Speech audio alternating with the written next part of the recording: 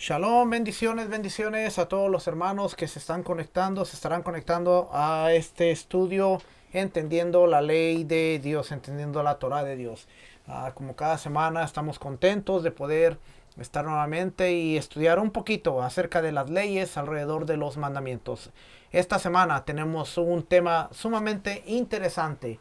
Yo creo que es de mucha importancia para todos aquellos que estudian a raíces hebreas, el entender cómo funciona el tiempo, los calendarios. Y hoy en el libro 3, el libro de los tiempos, el Sefer de Ramban, la Mishneh Torah, vamos a ver acerca de la santificación de los meses. Y yo sé que este es un tema que a veces genera mucha controversia. Uh, Hay gente que dice que hoy en día nosotros podemos establecer los días de las fechas. Hay gente que dice que el calendario, los días de las fiestas, establecer el calendario a través de la luna. Hay gente que dice que el Sanedrín era un cuerpo de gente que manipuló el calendario y por lo tanto no debemos regirnos en el calendario que se está usando hoy, porque el calendario está manipulado completamente. De todos lados hay manipulación. Así es que hoy vamos a ver a través de lo que nos dice el Mishneh Torah, que son las interpretaciones de los mandamientos, y vamos a ver qué es lo que podemos encontrar acerca de la santificación del mes. Por cierto, es un mandamiento y como mandamiento tenemos que estudiarlo como tal. Así es que vamos a ver aquí. Déjame primero cambiar aquí. Vamos a ver la parte que dice leyes de la santificación del mes. Es un precepto positivo calcular, saber y determinar en qué día comienza cada mes del año, lo que se conoce como Rosh Hodesh. La explicación de este precepto se halla en los capítulos a continuación, que por cierto son, si no me equivoco, y aquí vamos a ir un poquito en detalle. Quizás esta es una de las clases que no la vamos a terminar hoy. Eso es seguro. Porque esta Leyes de Santificación del Mes tiene 19 capítulos. Y yo estaba viendo, ahorita que le ponga el libro, yo estaba viendo cómo resaltar lo más importante. Y entre más leía decía yo, cada una de las cosas en el capítulo es importante y usted va a ver casi todo de amarillo. ¿Por qué? Porque yo quería tomar las partes más importantes, pero leí los capítulos una y otra vez. Pero entre más los leía yo decía, bueno, esto es importante y tenemos que estudiarlo con detenimiento para ver cómo funciona el Rosh Hodesh, cómo funcionaba la santificación del mes, a quién se le dio y todas estas cosas que son bien interesantes. Así que vamos a ver, dice aquí, los meses del año son meses lunares, como expone el holocausto del mes, cuando se renueva la luna, Números 28:14, y también nos dice o expone, este mes será para ustedes el primero de los meses, Éxodo 12:2. Y así dijeron los sabios en el tratado Talmud Rosh Hashanah 24a. Hashem le mostró a Moshe en la visión de la profecía una imagen de la luna y le dijo, cuando veas una luna como esta, santifica el mes. Antes de continuar, vamos a ver aquí que dice, es un precepto positivo. Y nosotros hemos estado estudiando este libro de Tariag Mitzvot, hemos estado estudiando este libro, así es que aquí encontramos los 613 mandamientos con su explicación, y ya que vemos que dice que es un precepto positivo, ¿dónde lo encontramos? Bueno, este precepto positivo lo encontramos en una de las primeras porciones de estudio, que es en el libro de Éxodo, y vemos que aquí dice Sefer Shemo, o el libro de Éxodo, Parashá Sidra Bo, la Parashá Bo, que contiene 20 mandamientos, pero aquí el mandamiento número 4 es de los primeros mandamientos que hay. El mandamiento número 4 dice mandamiento performativo, y aquí la B y la D es sumamente importante, porque a medida que hemos estado estudiando esto, nos hemos dado cuenta de que esta B y esta D significa Beidín o Sanedrín. Este mandamiento aplica a el Sanedrín, cuando el Sanedrín está establecido. Así es que vamos a leer. Dice, Éxodo 12:2. Este mes será para ti el principio de los meses. La esencia es una misbah, es un mandamiento para el Beidín, Sanedrín, santificar cada nuevo mes y establecer las fechas de todos los Yomim Tovim, ¿no? Los días festivos, de acuerdo con esa santificación.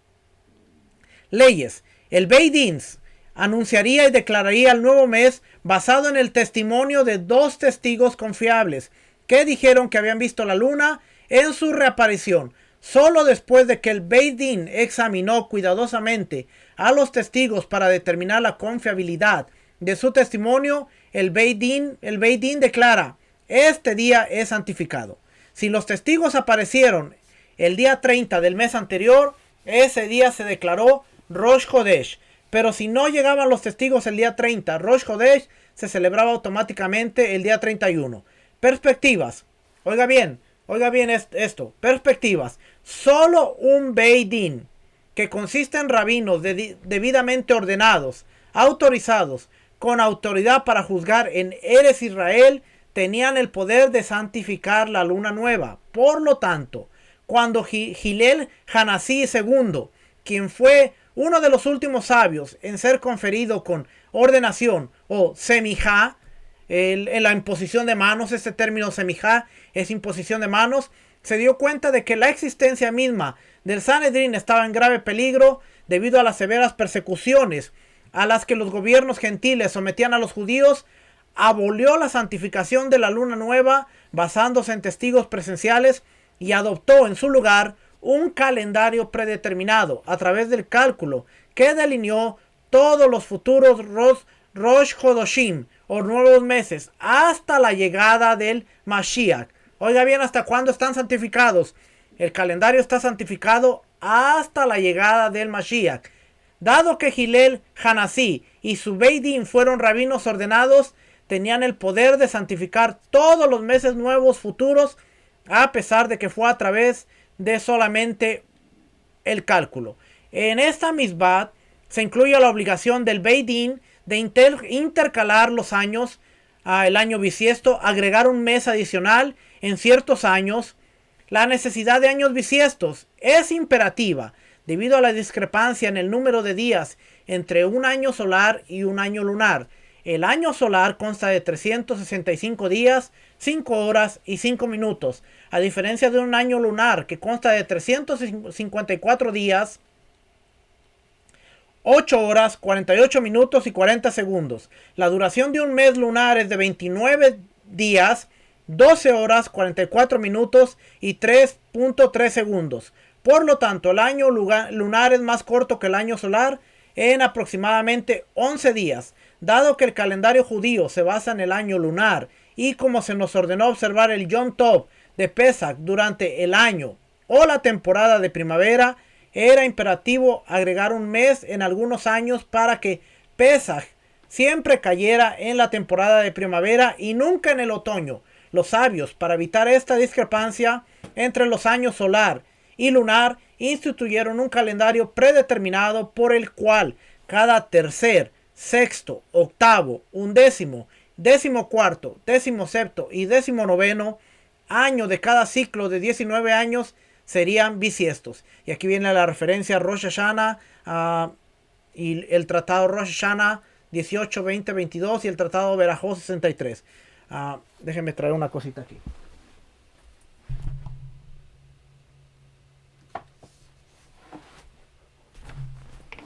No me acuerdo cuál es, así es que...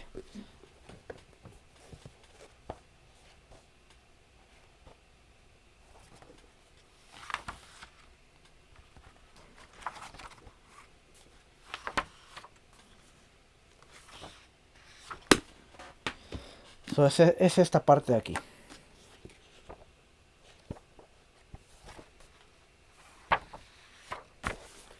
En este libro, The History of the Jewish People. History of the Jewish People. La página 190. Viene una parte, no sé si la pueda ver ahí, dice Hillel II provides for the generations. Hillel II provee para las generaciones. Y aquí es la pieza de historia. Este libro, de hecho este libro trata desde Yavne hasta Pumbedisa, que es la historia del Sanedrín y el pueblo judío. Aquí es donde cómo se estableció el calendario que actualmente estamos usando, por qué se estableció, la parte que le leí de Hillel. Bien importante este libro, de hecho son dos. Este libro es la historia of the Jewish people, the second temple era, la época del segundo templo, y luego va acompañado con cuando se destruye el templo y van a Yavne, sale el Sanedrín a Yavne.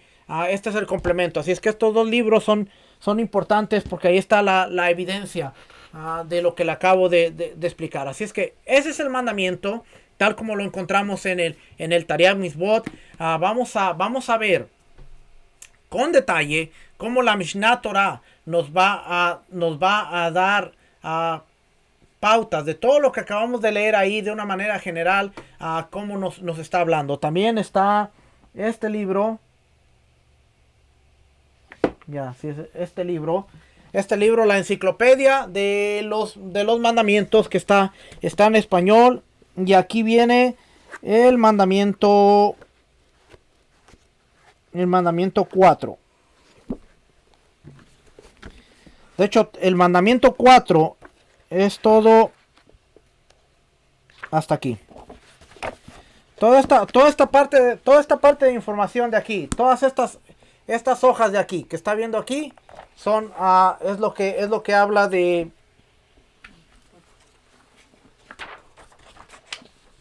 ahí dice, mire, santificar el nuevo mes. ¿Ve? Santificar el nuevo mes. Misbah 4, santificar el nuevo mes. Así es que hay como 20 páginas.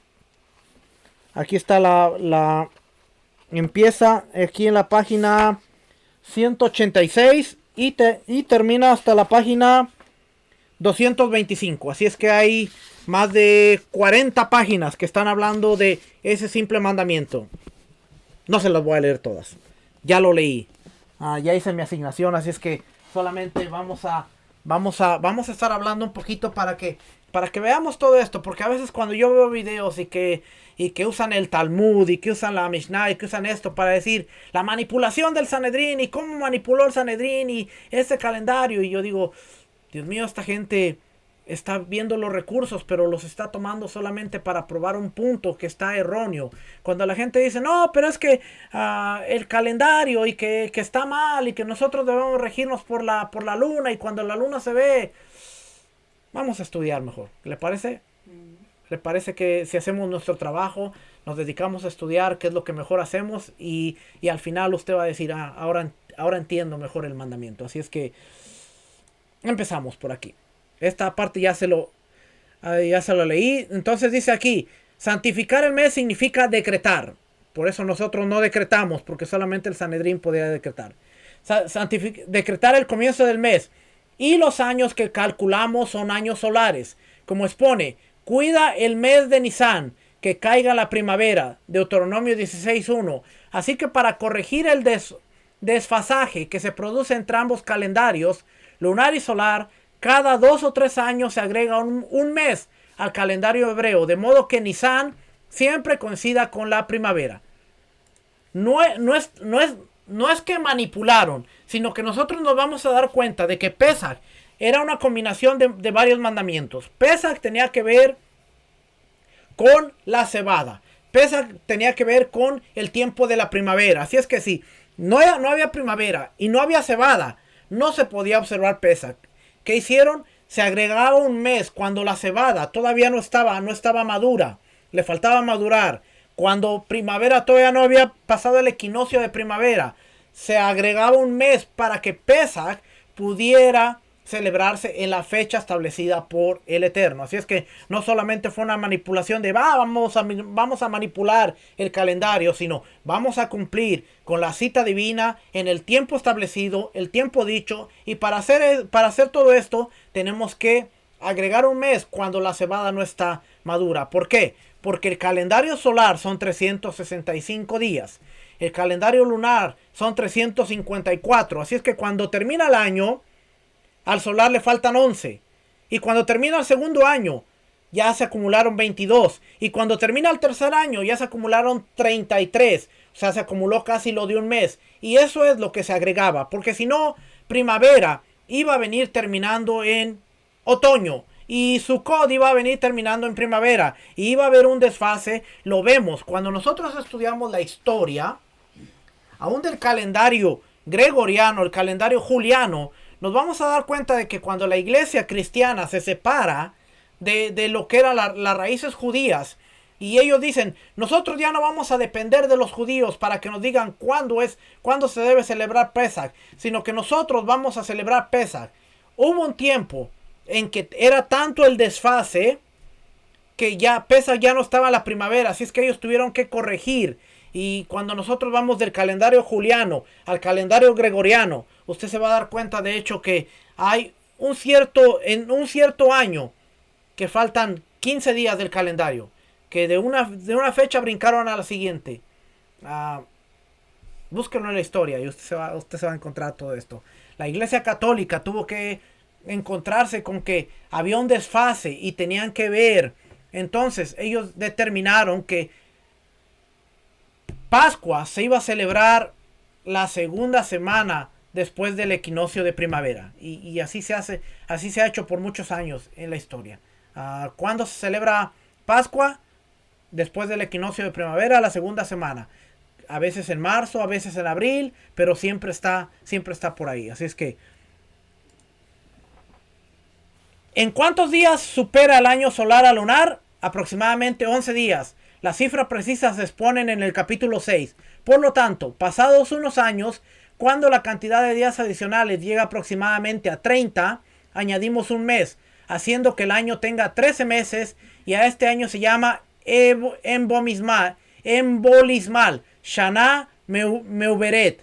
Pues no es posible tener un año con 12 meses y un número adicional de días, como expone, de los meses del año, Éxodo 12:2, es decir, cuenta meses para un año, pero no días. Esto también se encuentra en el Talmud, Tratado Megilá 5a. La luna se oculta todos los meses y no se ve por más o menos 2 días, aproximadamente un día antes de la conjunción con el sol, al final del mes, y aproximadamente un día después de la conjunción, hoy no puedo leer, con el sol. Se verá en el oeste por la tarde. En la noche que la luna sea avistada en el oeste, después de haberse ocultado, será el comienzo del mes, y se cuentan 29 días a partir de ese día. Si la luna se viera en la noche del 30, el día 30 será Rosh Hodesh. De lo contrario, Rosh Hodesh será el día 31, y el día 30 corresponderá al mes anterior, y no hay necesidad de ver la luna en la noche del 30 y 31. Por tanto, si se ve o no, se decretará Rosh Hodesh el 31, porque no hay meses lunares que tengan más de 30 días. 5. El establecimiento de Rosh Hodesh basado en el avistamiento de la luna. Ponga atención a lo que dice aquí.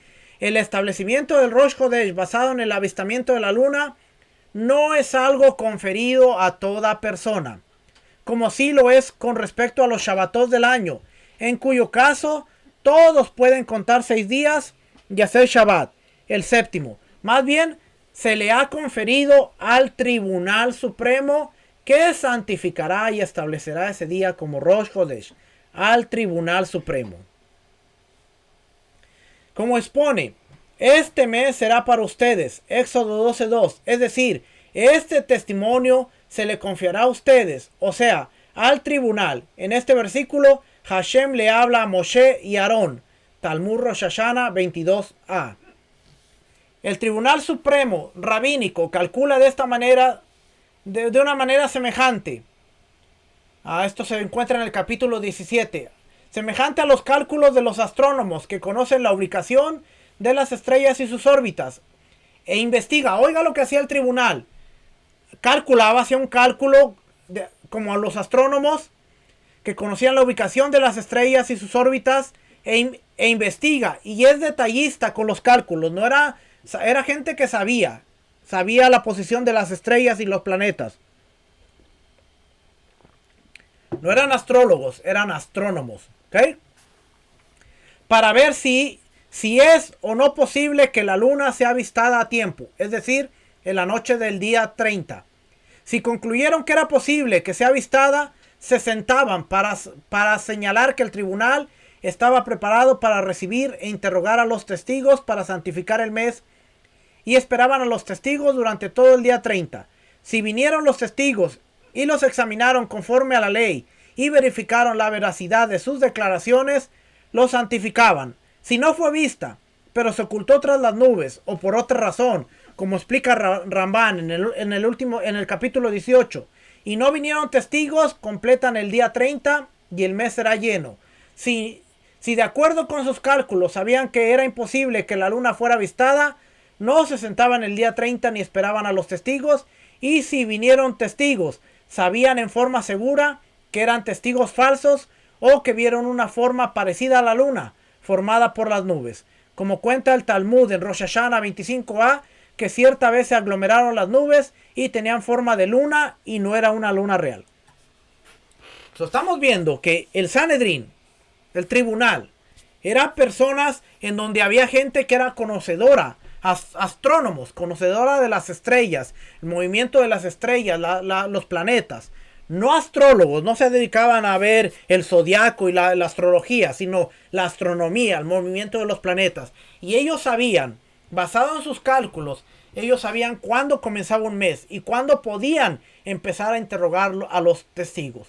Si un testigo venía fuera del tiempo que ellos habían calculado, ellos entonces sabían que este testigo, lo más seguro era que era un testigo falso. Así que no cualquiera podía engañar a la gente del Sanedrín. Y no, esto no era algo que tomaban a la ligera. ¿Por qué? Porque vamos a darnos cuenta de que el comienzo del mes era tan importante porque de él partían las fiestas de primavera, así como también las fiestas de otoño. Cuando se declaraba Rosh Chodesh de Nisan, sabían que a los 14 días se tenía que inmolar el cordero de Pesach, a los 15 se tenía que comer y a los 16 se tenía que traer las primicias. Y de ahí hacer el conteo del Omer, porque Shavuot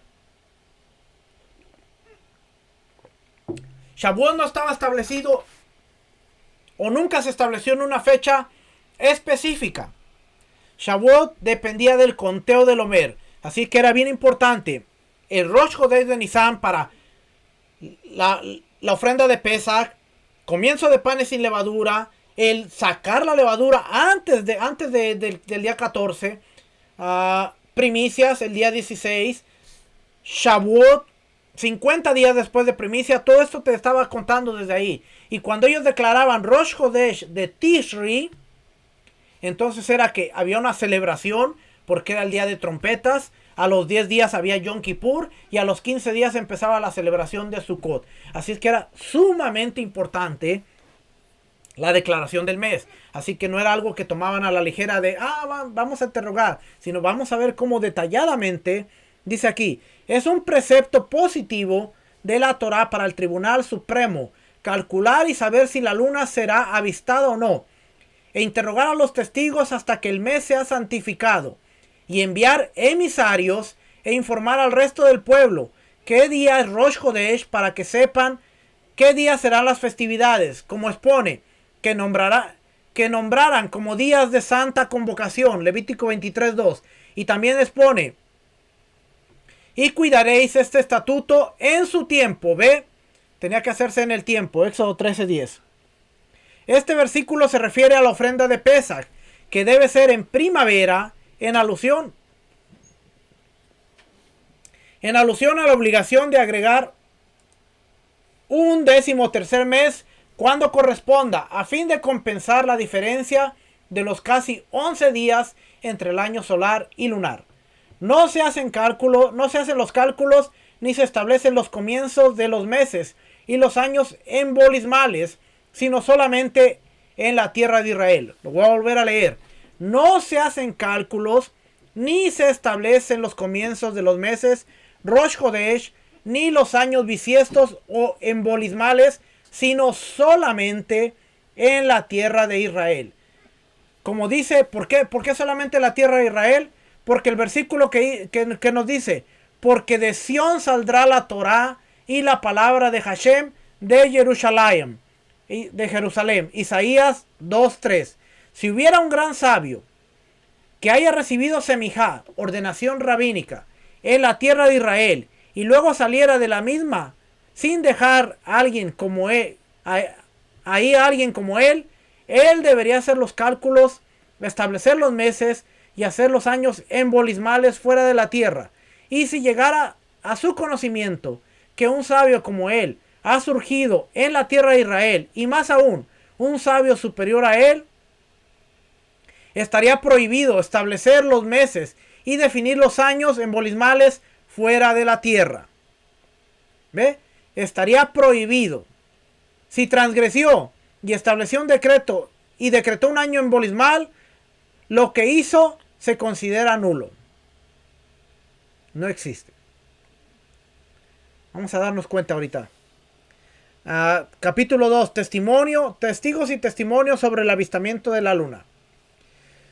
Solamente pueden dar testimonio de la luna 2 hombres adultos que estén aptos para atestiguar en todos los asuntos, pero las mujeres y los esclavos cananeos son como los demás testigos inhabilitados y no son aptos para atestiguar. Un padre y su hijo que vieron la luna deben ir al Tribunal Supremo para atestiguar al respecto, a pesar de que la ley es que no se acepta un testimonio cuando viene de 2 parientes. La razón de esto es porque el testimonio de la luna nueva puede hacerse entre familiares, sino más bien por si uno de ellos resulta inhabilitado por ser ladrón o por otras razones, el otro se unirá con otra persona y darán testimonio.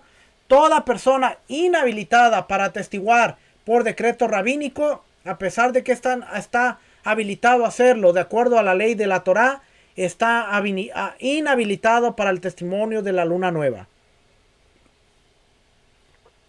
No cualquier persona podía dar testimonio. ¿Ok? Vamos a ver. Vamos a brincarnos hasta el 4. El Tribunal Supremo calculaba cómo hacen los astrónomos y sabía cuándo se avistará la luna cada mes.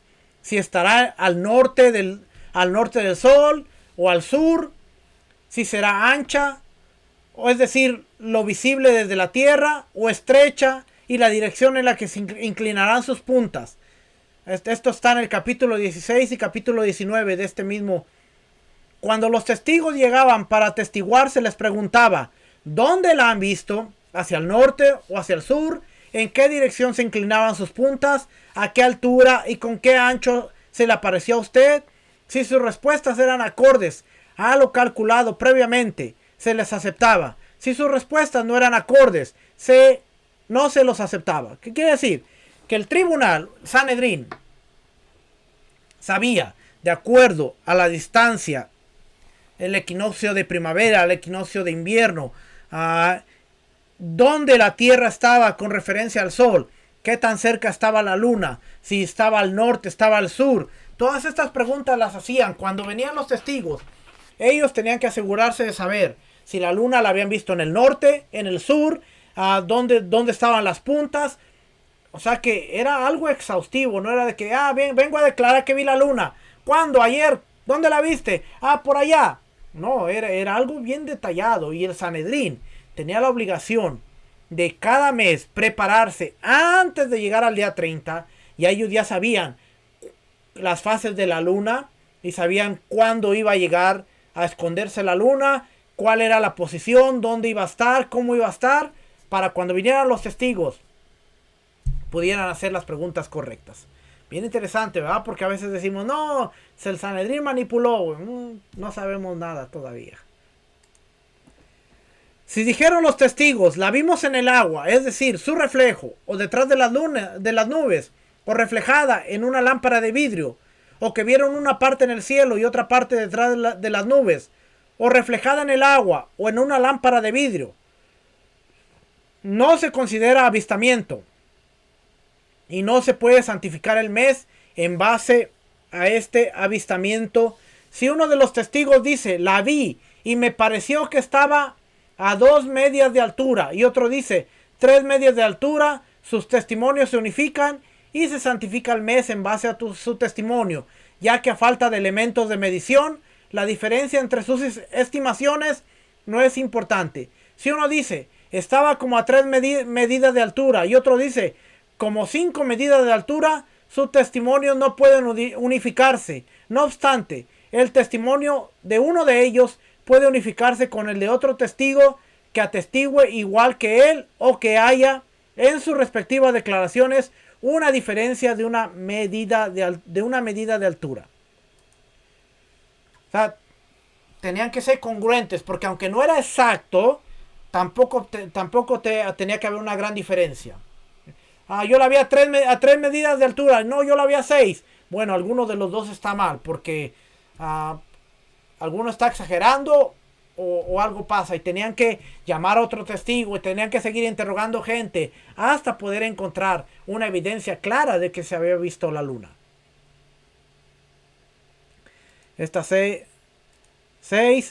Si los testigos dijeron la vimos sin prestar atención, y cuando centramos nuestra atención con la intención de verla para atestiguar no la hemos visto, no se considera testimonio y no se puede santificar en base a esto, pues tal vez las nubes se aglomeraron y se vieron como una luna y luego se dispersaron. Si los testigos dicen la vimos en el día 29 por la mañana en el este, antes de la salida del sol, y por la noche la vimos en el oeste en la noche 30, se cree su testimonio y se puede santificar sobre este avistamiento. 7. ¿Cómo se recibe el testimonio de la luna nueva? Todo el que está en condiciones de atestiguar que vio la luna va al Tribunal Supremo, y el tribunal reúne a todos los testigos que se presentaban en un mismo lugar, preparándoles grandes banquetes para que las personas se acostumbren a ir. La pareja de testigos llegada en primer lugar es examinada primero, de acuerdo con las averiguaciones que leímos en el inciso 4.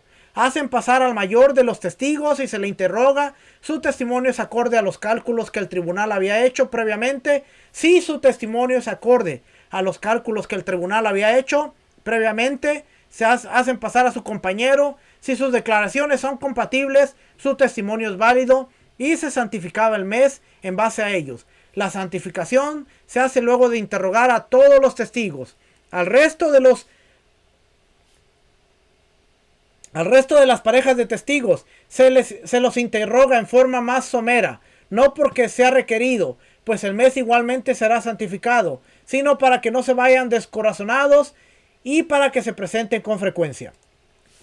Joseph Good descubrió uno de los edificios más importantes, que es el que se cree que es el edificio donde se hacían las interrogaciones para el nuevo mes, donde se sentaba el tribunal, el Sanedrín, interrogaba a los testigos, hacía banquetes. ¿Por qué hacía banquetes? Porque la intención era que el pueblo no se desanimara y todo mundo quisiera testificar que vio la luna. Y venían a Jerusalén y sabían que había banquete, había comida, había bebida, y se les iba a tratar bien. Y aunque pudieran haber pasado al último, su testimonio era considerado, se les interrogaba y eran tratados con dignidad para que ellos quisieran regresar al mes. Así es que el avistamiento de la luna era algo sumamente importante, porque ellos decían, vamos a tratar a estas personas bien, les daban de comer, los atendían, para que al próximo mes más gente se animara y dijera, vi la luna, voy a ir a testificar. Y pudieran siempre tener el testimonio de personas que habían visto la luna. Y por eso vemos aquí que es esto. Así es que en Jerusalén se ha descubierto el edificio donde se hacía el interrogatorio, donde se hacían los banquetes. Joseph Good fue el que lo encontró en base a los estudios y en base a toda la evidencia que él siempre está por ahí. Lo presentó y arqueológicamente lo encontraron, así es que está por ahí. Está ahí el edificio. Más adelante vamos a poder presentar fotografías y cosas ya cuando el tiempo lo permita, para que usted vea que está por ahí. Es una de las cosas que quizá más adelante se le esté añadiendo a la aplicación de que hizo Joseph Good y Rico Cortés. También ahí va a haber más actualizaciones a la aplicación y todo este trabajo que ellos están haciendo constantemente va a estar ahí para que lo podamos ver, para que vea la importancia, porque ahora se puede validar que había un edificio, se puede validar que había un lugar donde se hacían banquetes, donde se interrogaba, y ahora lo que vemos en la Mishnah, que mucha gente cree que eso es rabínico y que eso es de esto. Ahora la arqueología, lo que leemos aquí, la arqueología dice, ahí está, si hay un edificio, si existía, está ahí. Y eso es lo importante, que cuando empezamos a ver estas cosas y vemos que son validadas, la evidencia establece la verdad. Así es que dice, no es santificado sino cuando es vista a tiempo, o sea, la noche del día 30 del mes, y solo puede ser santificada durante el día, como todos los juicios. No había juicios de noche, no se santificaba la luna de noche. Sanedrín nunca se reunía de noche. Y usted dirá, bueno, ¿y qué pasó con el juicio de Yeshua? Con esa parte de que no había juicios en la noche, podemos ver que Yeshua tuvo un juicio que no era válido. Pero esa es otra cosa, vamos a seguir por aquí. Si un mes fuera santificado por la noche, no es válida la santificación. Aun si el Tribunal Supremo y todo Israel vieron la luna y el tribunal no declaró, es santificado antes de la noche del día 31. O si los testigos fueron interrogados y el tribunal no alcanzó a declarar, es santificado hasta que se hizo la noche del día 31 no se santifica, y el mes que acaba de terminar será lleno, y Rosh Chodesh será el día 31, a pesar de que la luna fue vista en la noche del día 30. Fíjense lo importante, porque aunque vieron la luna en el día 30, pero si el Sanedrín no alcanzó a hacer todo el trabajo y a declararlo antes de caer la noche, entonces se considera que Rosh Chodesh empezó o empezará el siguiente día. ¿Por qué? Porque vamos a darnos cuenta ahorita que vamos a seguir leyendo que la santificación y la declaración tenía que venir acompañada de un sacrificio, y no se podían hacer sacrificios en la noche. Así es que vamos a seguir leyendo aquí. Dice aquí, oiga bien aquí, esto se lo puse en rojo porque es sumamente importante. Dice, pues el avistamiento no es lo que establece el nuevo mes, sino el tribunal cuando declara es santificado. Nuevamente, el avistamiento no es lo que establece el nuevo mes, sino el tribunal cuando declara es santificado. Hoy mucha gente puede ver la luna en Jerusalén, puede avistarla y puede decir, vimos la luna, pero esta pieza de información es sumamente importante, porque dice, no es el avistamiento lo que establece el nuevo mes, sino el tribunal cuando declara es santificado. Y hoy, hasta el día 16 de agosto 2022, que yo sepa, no hay un tribunal, no hay un Sanedrín establecido dentro de la tierra de Israel para declarar la luna. Así es que cualquier persona puede ver la luna, cualquier persona puede decir, hoy empieza el mes porque vimos la luna, pero nadie, absolutamente nadie, tiene la autoridad bíblica establecida para declarar el nuevo mes, como si lo tenía el Sanedrín, que hoy no existe. La gente dice, bueno, pero si los judíos viven en Israel, ya están en la tierra, se puede ver la luna de Israel, ¿qué impide que se haga la declaración bíblica como la Torah lo establece? El Sanedrín, no hay Sanedrín, y aparte no hay templo para poder traer el sacrificio del nuevo mes. Así es que todas estas personas que dicen, nosotros podemos declarar el nuevo mes, se están olvidando de una piececita sumamente importante. La jurisdicción y la jurisprudencia de la Torá, que no se nos concedió a nosotros, sino al tribunal, al Sanedrín. Ellos eran los que declaraban el nuevo mes.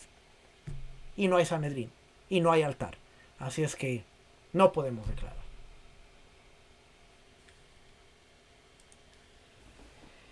¿En qué caso los jueces del Tribunal Rabínico Supremo, en caso de que los jueces del Tribunal Rabínico Supremo vieran la luna al final del día 29, si aún no salió una estrella de la noche del 30, el tribunal declara es santificado, pues todavía es de día y pueden santificar el mes? Pero si la ven en la noche del 30, después de que hayan aparecido 2 estrellas, cuando ya se considera que es de noche y no se puede santificar el mes, al día siguiente se sientan otros 2 jueces junto a uno de ellos, de los que vio la luna, formando así un tribunal, y los otros 2 jueces que habían visto la luna atestiguan frente a los 3 que formaron el tribunal, y los 3 jueces santifican el mes, ya que no se puede ser testigo y juez simultáneamente. ¿En qué caso el tribunal? En caso de que el Tribunal Supremo haya santificado el nuevo mes en un día equivocado. Oiga, porque esto es importante. Porque sabemos que el calendario que estamos llevando es a través de cálculos. Y Rosh Hodesh puede caer un día antes o un día después, porque fue basado en cálculos. No es perfecto. No está a la perfección. Pero en caso de que hayan hecho, fíjese lo que dice aquí. En caso que los jueces del Tribunal Rabínico Supremo el 10. En caso que el Tribunal Supremo haya santificado el nuevo mes en un día equivocado, ya sea sin querer, o que hayan errado por falsos testigos, o por fuerza mayor, por ejemplo, que el rey los haya obligado, el mes permanece santificado. El mes permanece, ¿qué? Santificado. Y están obligados a calcular las festividades basándose en el día santificado. Aunque uno sabe que los jueces del tribunal se equivocaron, está obligado a basarse en ellos, pues este tema solo se delegó a ellos. Y aquel que nos ordena cuidar las festividades también ordenó basarnos en ellos, como expone. Ustedes deben celebrar como, vamos a leer Levítico 23:2 para ver qué dice bien ahí. Éxodo, Levítico 23:2.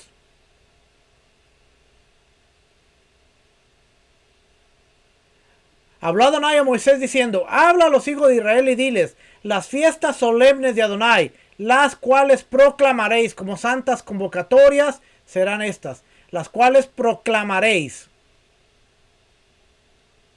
Levítico 23:2. ¿Ok? Es que dice, ustedes deben celebrar. ¿Vio cómo dice? Aunque el tribunal rabínico se haya equivocado por el falso testimonio de testigos, porque un rey los obligó, o por cualquier otra cuestión, la santificación que ellos hicieron, aunque se sabe que está mal, se sigue obedeciendo. Los cálculos en las fiestas basados en esa santificación siguen de pie.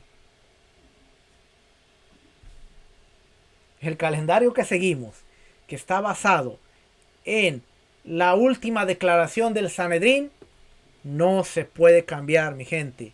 No se puede cambiar. No podemos empezar a decir, no, pero el libro de Yacer, el libro de Enoch, no, pero que aquí, no, pero que allá. No se puede cambiar.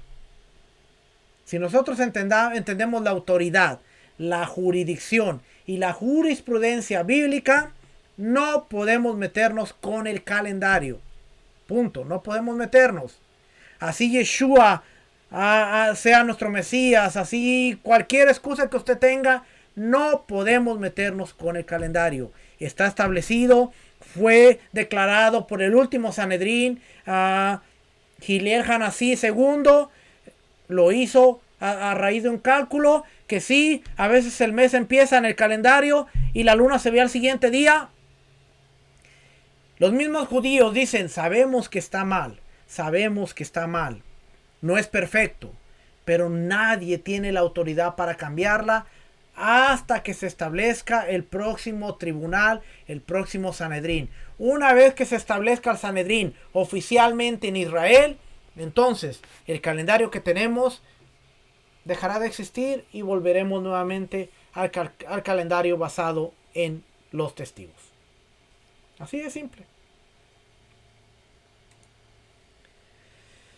Otras consideraciones respecto de recibir el testimonio. Con respecto a testigos que vieron la luna nueva, si hay una distancia de una noche y un día o menos de viaje entre ellos y el tribunal rabínico, deben ir a testiguar. Si hay entre ellos una distancia mayor, no deben viajar, pues el testimonio después del día 30 no tendrá consecuencia, puesto que el mes ya se habrá declarado lleno. Si ellos decían, me voy a tardar 3 días, pero ya es el día 29, voy a llegar cuando ya pasó el día 30. No vayas, porque haya testigos o no haya testigos para el día 30. Si no llegaron testigos el día 31, se va a declarar Rosh Chodesh el día 31 automáticamente. Así es que por eso se les decía, si es más de 2-3 días, no vayas, porque el testimonio, el mes ya comenzó como quiera. Si un par de testigos vieron la luna nueva, deberán ir al Tribunal Supremo para atestiguar, incluso en Shabbat, como expone, que deberán celebrar en su momento específico. Levítico 23:4. Y siempre que está dicho en su momento, es un moed en hebreo.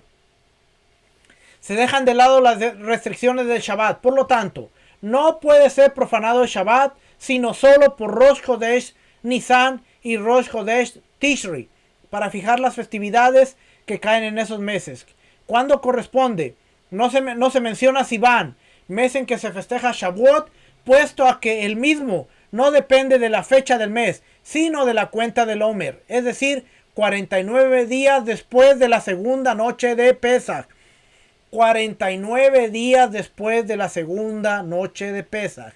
En la época del Gran Templo se profanaba por todos los meses debido a la ofrenda Musaf, adicional de todos los Rosh Chodesh, que relega las restricciones de Shabbat. El sacrificio de las ofrendas asociadas a un tiempo fijo relega las restricciones de Shabbat. ¿Cuándo empieza el conteo del Omer? Dice ahí, la segunda noche de Pesach. Eso quiere decir que el día 14 se sacrifica el cordero. El día 15, cuando se come el cordero, es la primera noche de Pesach. El día 16, al siguiente día, cuando acaba el Shabbat, el Shabbat de panes sin levadura, cuando acaba el Shabbat, empieza el conteo del Omer. No es el 16, no es el domingo, no es que Yeshua resucitó el domingo, es la segunda noche de Pesach. Esto es importante, porque el próximo año, 2023, Pesach no va a caer en viernes. Y el conteo del Omer no va a empezar en domingo, va a empezar en otro día. Así es que en el 2023 vamos a tener un conteo del Omer estilo bingo. ¿Cómo estilo bingo, pastor? 5, 3, 6. Vamos en el día 15, 10, 8. Cada quien va a llevar su propio conteo. Pero claramente dice, el conteo de los Omer empieza la segunda noche de Pesach. ¿Cómo yo sé cuándo empieza, pastor? Bueno, el día 15 comemos el Seder de Pesach. Esa es la primera noche. Es un Shabbat. Acaba ese Shabbat. Tan pronto termine el Shabbat, primer Shabbat de panes sin levadura, empieza la segunda noche de panes sin levadura, la segunda noche de Pesach, y es el primer día del Omer. Y de ahí empezamos. El calendario que usted tiene, el calendario que ha sido establecido, ahí lo trae. Segunda noche de Pesach, primer día del conteo del Omer. No, pero, mire, déjeme decirle. De una vez le voy a decir, ¿dónde está mi teléfono? Déjeme decirle. Voy a ponerle aquí Pesach 2023. Pesach 2023 es la noche del miércoles. Eso quiere decir que nosotros vamos a empezar a contar el Omer el jueves. Jueves. Ya. Jueves va a ser. Miércoles empieza la primera noche. Jueves será el primer día del Omer. La mayoría de la gente no lo va a hacer jueves. Va a celebrar Pesach miércoles. Va a esperar hasta el domingo. Y el domingo va a ser el primer día del Omer. Nosotros vamos a hacer jueves, viernes, sábado, domingo. Cuando nosotros vayamos en el día 4, la mayoría de la gente va a ir en el día 1. Cuando nosotros vayamos en el día 11, la gente va a ir en el 8. Así es que usted va a escuchar 11, 8 y por ahí va a haber otro loco que se va a inventar otra fecha. Y este año no tuvimos problemas porque celebramos Pesach el viernes al caer el sol, Shabbat. Terminó Shabbat y empezó domingo y empezamos conteo del Omer en el domingo. Y todo el mundo empezó el conteo del Omer en el domingo porque Yeshua resucitó el domingo. El conteo del Omer no tiene nada que ver con la resurrección de Yeshua. Son dos cosas totalmente diferentes. Ahora, que en el año que resucitó Yeshua se dio en domingo, pero Yeshua nunca dijo, ahora háganlo todo el tiempo porque yo resucité en domingo. Así que lo estoy preparando. Porque ya dije. Ya mi esposa me advirtió también. Ya dije. Llegando marzo, abril. Yo no voy a hablar nada de Pesach, de conteo del Omer. Yo no voy a hablar nada. Este año, mire. Voy a tirar la llave. Que nadie sepa dónde está la llave. No voy a hablar nada de Pesach. Nada. Absolutamente nada. Este año 2023 sí me voy a quedar callado. Y más vale que lo cumpla porque ya lo dije en público. Así es que ya me comprometí aún más. Vamos a seguir. Del mismo modo que los testigos que vieron la luna nueva profanan el Shabbat, así también lo profanan los testigos que corroboran su credibilidad frente al Tribunal Supremo. En el caso que el tribunal no conoce a los testigos, cabe declarar para entender lo siguiente, que un solo testigo no es válido para atestiguar. Debe haber mínimo 2. Incluso si un solo individuo puede atestiguar sobre la credibilidad de los testigos, debe acompañarlos y profanar el Shabbat ante la duda, pues quizá luego encuentre otra persona que puede atestiguar la credibilidad de los mismos y se una a él en el testimonio. Siempre debía haber 2 testigos. ¿Okay? 5. Vamos a leer esta parte, no la tengo subrayada, pero es interesante. En las primeras generaciones se recibía el testimonio de la luna nueva durante todo el día 30. Una vez sucedió que los testigos se retrasaron y no llegaron hasta la tarde. Y esto creó confusión en el gran templo. Y no se sabía qué hacer. Si ofrecer el holocausto de la tarde, pues tal vez llegaran testigos. Y no se permite sacrificar la ofrenda Musaf adicional del día por Rosh Hodesh después del sacrificio diario de la tarde. Por ello, el Tribunal Supremo instituyó que no recibirían el testimonio de la luna nueva, sino hasta el horario de la ofrenda minjá de la tarde, para que haya tiempo en el día para ofrecer las ofrendas musaf, el sacrificio diario de la tarde y las libaciones de vino que acompañan la ofrenda. Si llegó el horario de minjá y no se presentaron testigos, se hace el sacrificio diario de la tarde. Si los testigos se presentaron después de la hora minjá, en Rosh Hashanah, ese día debe observarse como una festividad y lo mismo al día siguiente. El Musaf, que es la ofrenda adicional para el Rosh Hodesh, se ofrendará al día siguiente porque el mes no se santifica luego de la hora de Minjá. Después de la destrucción del gran templo, cuando ya no hay ofrendas, Rabbi Yohanan ben Zakkai y su tribunal instituyeron recibir el testimonio de la luna nueva durante todo el día, incluso si vienen los testigos al finalizar el día 30. Antes de la puesta del sol, se recibe su testimonio y se santifica solo el día 30. Pero si se presentan los testigos después de la puesta del sol, no se les recibe porque no habría tiempo de interrogar a los testigos correctamente antes de que caiga la noche.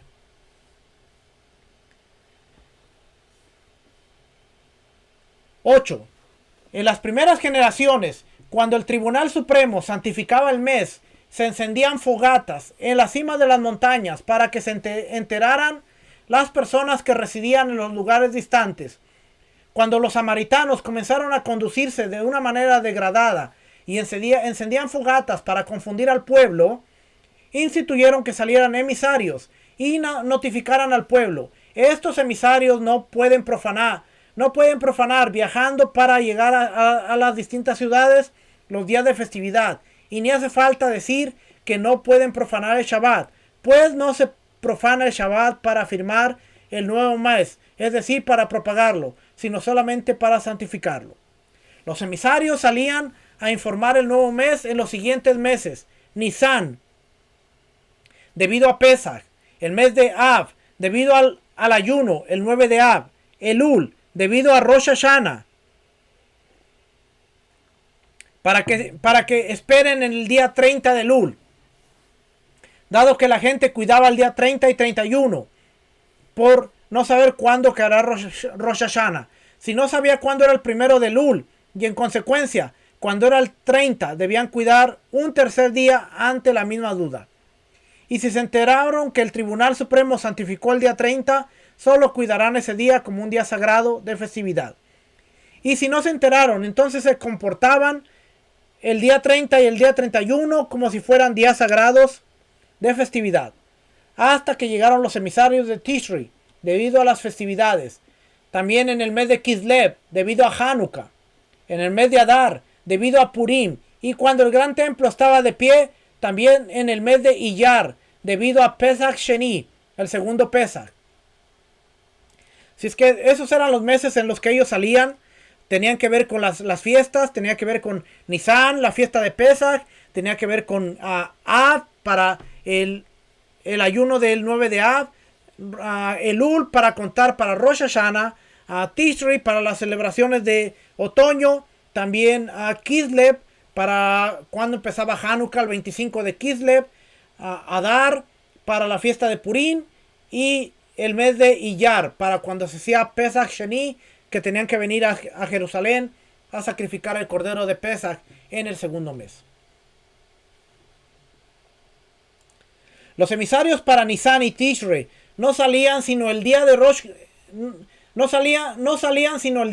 Chodesh, luego de la salida del sol y luego de haber escuchado de la boca del Tribunal Supremo, el mes es santificado. Si el tribunal lo santificó al final del día 29 y escucharon que el tribunal pronunció es santificado, salían por la noche. Los emisarios de los otros meses podían salir por la noche después de que la luna había sido vista ante el tribunal, aunque el tribunal no hubiese santificado aún el mes, siendo que seguramente el tribunal santificaría el nuevo mes al día siguiente. En cambio, con respecto a los meses de Nisan y Tishri, dado que ellos acaecen las festividades de origen bíblico, la ley que les concierne es más estricta, por lo que deben escuchar expresamente que el mes ha sido santificado por el tribunal. Ahora acuérdese, Nisan, el primero de Nisan, no era un Shabbatón, porque solamente se santificaba el mes. La santificación del mes no es un Shabbat especial, no es un Shabbatón. Únicamente la santificación del mes de Tishri, que es cuando es un Shabbat especial, porque es la fiesta de las trompetas. Así es que en Tishri ellos no podían salir hasta que terminaba el día, porque no podían profanar el Shabbat. A ningún otro mes era Shabbat especial, a menos que la santificación cayera en el día de Shabbat. De lo contrario, tan pronto escucharan la santificación, podían salir porque no era un Shabbat especial. Rosh Chodesh no es un Shabbat especial, a menos de que caiga en sábado, en Shabbat, o el primero de Tishri, que ese sí es el único Rosh Chodesh que es Shabbat especial.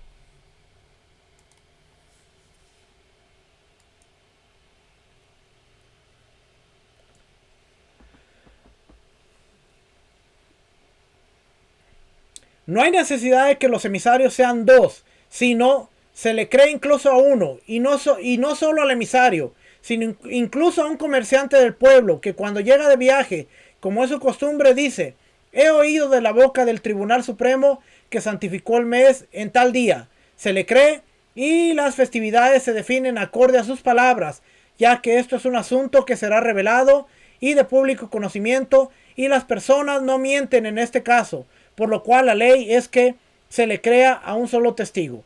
Si sucede que el Tribunal Supremo esperó todo el día 30 sin que se presenten testigos, y temprano a la mañana siguiente declaró el mes lleno, como explicamos ya en el inciso 7, y después de 4 o 5 días vinieron testigos de lugares lejanos y atestiguaron que habían avistado la luna a tiempo, que es la noche del 30, aun si vienen al final del mes, se los intimida en forma excesiva y se busca desorientarlos con los interrogatorios.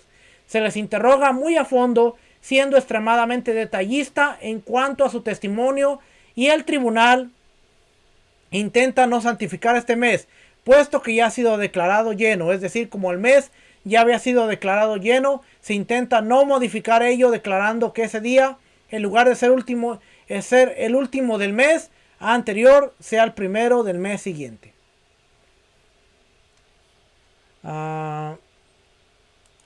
¿Qué más le leo por aquí? Llevamos una hora. ¿Qué más le leo por aquí?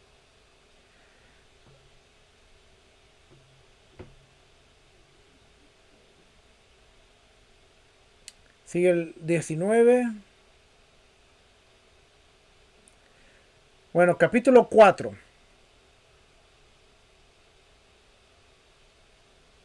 Aquí nos vamos a quedar, aquí en el capítulo 4.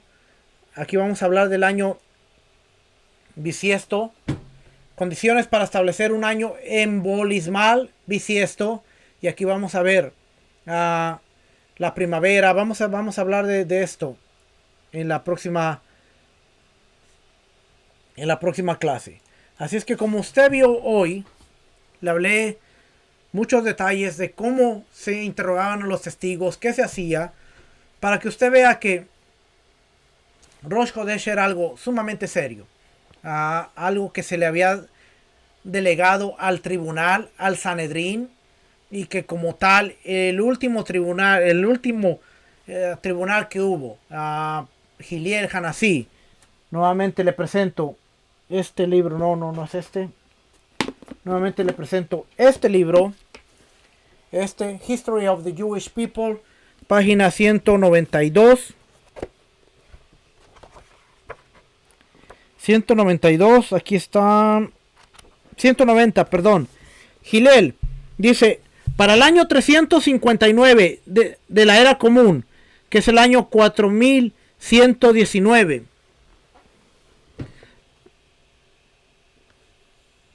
Para el año 359, como era la era común, la situación en la tierra de Israel había alcanzado un nivel de desesperación, que Hillel II, el Nasi, o el líder del Sanedrín, decidió tomar acción. Actuó de manera rápida y decisiva, y él convino con el Sanedrín para traer la atención y resolver el problema. Reconociendo que había muchas matanzas de los sabios de la tierra de Israel, y la destrucción de la yeshiva central, de los que habían hecho la semijá posible, la imposición de manos, era inevitable. Ellos acordaron resolver el problema y salvar el calendario judío. El dolor de perder la semijá o la imposición de manos era algo que iba a interferir no solamente con el día a día de la conducta y la vida judía. La vida del pueblo iba a ser fundamentalmente rota, porque la declaración del Rosh Hodesh y de los años bisiestos se iba a suspender. De acuerdo a la Torá, ningún Rosh Hodesh, festival o año bisiesto tiene ninguna validad. No importa qué tan exactas son las calculaciones, a menos de que sea declarado y consagrado por un Beidín que haya recibido semijá. A ver el tratado Hilkos Kiddush HaKodesh 1.8 de la Mishnah de Ramban.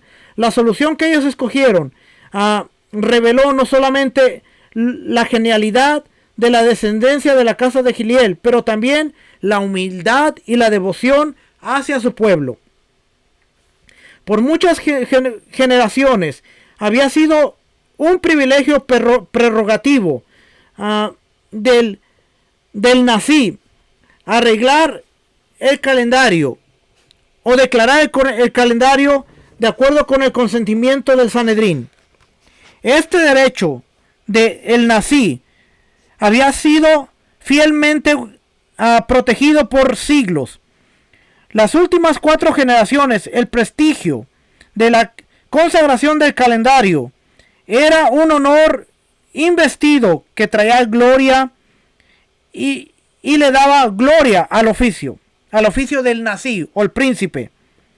Pero, como todos sus predecesores, Giliel II no estaba preocupado por su propio honor.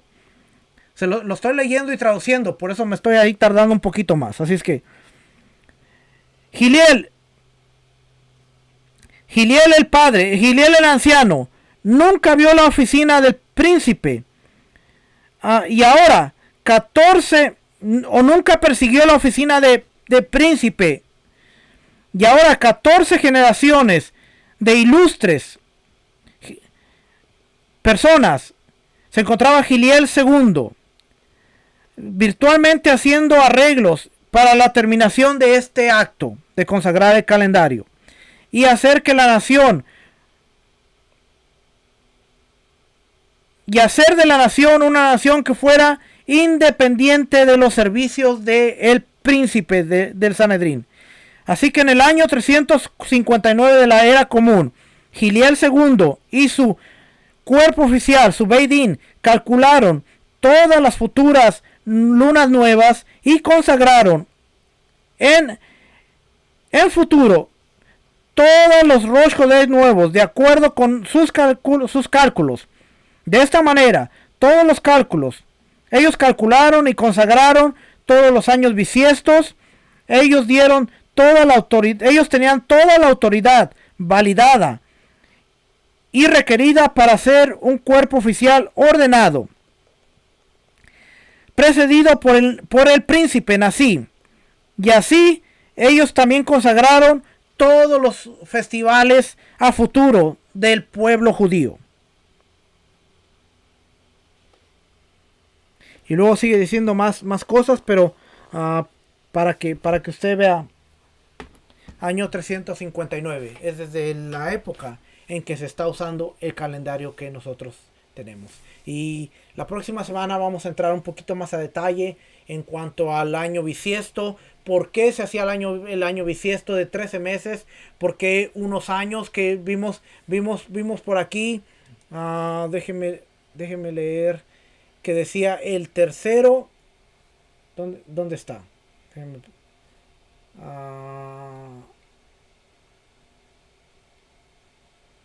El tercero, sexto, octavo, onceavo, el 14, el 17 y el 19. De una serie de 19 años, el tercero, el sexto, el octavo, el onceavo, el 14, el 17 y el 19 tienen que ser años bisiestos. O sea, casi cada 2 o 3 años, dependiendo, es bisiesto. Por eso hay años de 12 meses, años de 13 meses. Y hoy, este 2022, el año 5782 que estamos siguiendo, fue un año de 13 meses. Y personas en Israel pudieron validar que cuando empezó a dar primero, a la cebada le faltaba mucho tiempo para madurar. Y había la necesidad de tener un Adar segundo para que Nisan pudiera observarse en el tiempo. Así es que hoy, aún en la tierra de Israel, pudimos ver que este calendario que seguimos de 13 meses tuvo validación en la tierra de Israel, porque la cebada no estaba madura hasta se empezó a madurar hasta Adar segundo, que era ya cuando iba a empezar Nisan. Para que usted vea que no estamos tan mal. Así es que nada, familia, Ahí lo dejo con esa información. Familia, de verdad que la educación elimina la manipulación. Y cada vez que nosotros seguimos estudiando, podemos validar, podemos dejar esa lucha de no, tú estás mal, no, yo estoy bien, no, pero que esos no saben, no, pero que si nosotros sí, no, pero que aquellos. Si nosotros nos concentramos en estudiar y en validar la información, nosotros vamos a ver que de alguna manera muchas cosas de las que estamos haciendo, las estamos haciendo bien y con eso tenemos que estar contentos. ¿Ok? Así es que vamos a seguir la próxima semana con esto y que el Eterno les bendiga, que el Eterno les guarde. Será hasta la próxima semana para seguir aprendiendo y seguir creciendo juntos. Acuérdese, no me crea nada, valídelo todo. Aquí le dejo Mishneh Torah de Ramban, lo puede conseguir History of the Jewish People, puede conseguir Tariag Mitzvot, que está en español. Si usted no lo tiene, lo quiere, mándeme un correo, mándeme un mensaje, yo se lo doy. Yo tengo la copia en español. Está la enciclopedia de Tariag Mitzvot en español. 44 páginas solamente en el mandamiento del mes. Y usted va a decir, ¿y usted las leyó todas? ¿Qué usted cree? Familia, que el Eterno les bendiga, que el Eterno les guarde. Nos vemos la próxima semana. Shalom, bendiciones. Shalom.